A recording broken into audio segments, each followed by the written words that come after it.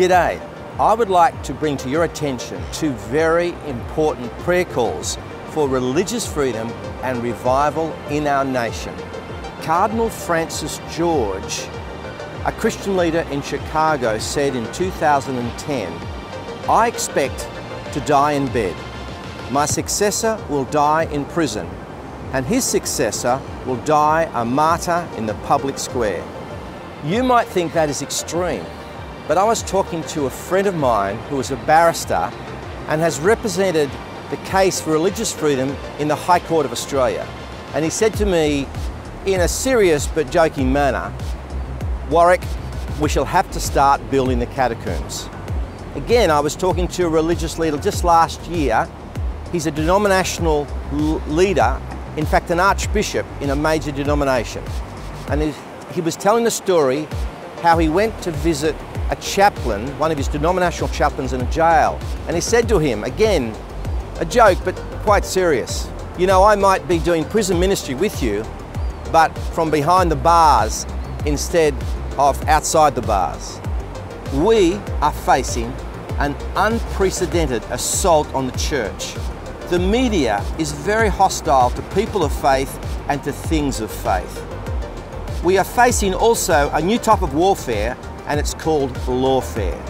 As I said in a recent Canberra declaration, we live in desperate and dangerous times from the point of view of faith and freedom. We must act, but we also must pray. Mark Spencer, the Executive Policy Officer for Christian Schools Australia, said, "The issue of religious freedom is not simply a legal issue, it is a cultural one.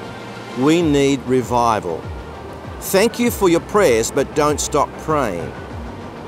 Our Prime Minister Scott Morrison has promised freedom of religion, but it will be a miracle for him to be re-elected. Mark Spencer is right.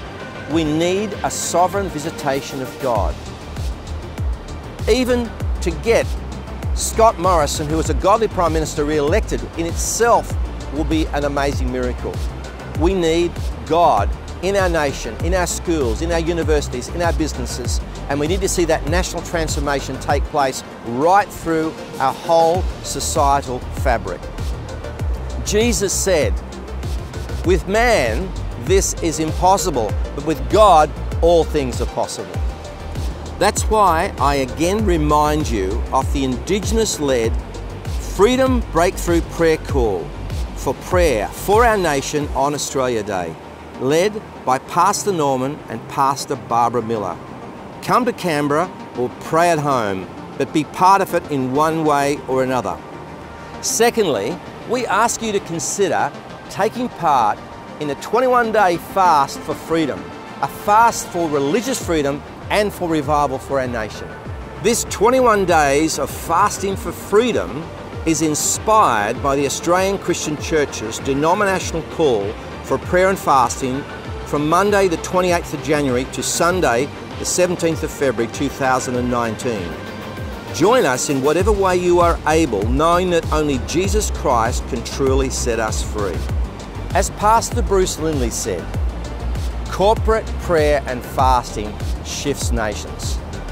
Together we can make a difference. So join us as we pray for our nation for revival and transformation and religious freedom. God bless you as we pray.